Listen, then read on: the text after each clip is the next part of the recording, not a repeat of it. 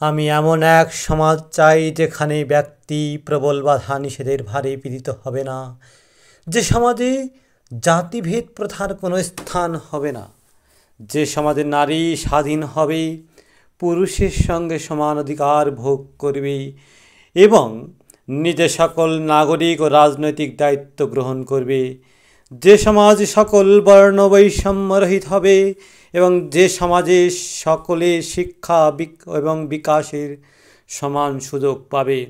আমি সকল প্রকার বিদেশি আধিপত্য বর্জিত এক রাষ্ট্র চাই, যে রাষ্ট্র আমাদের সমাজের সঙ্গে একযোগে কাজ করবে।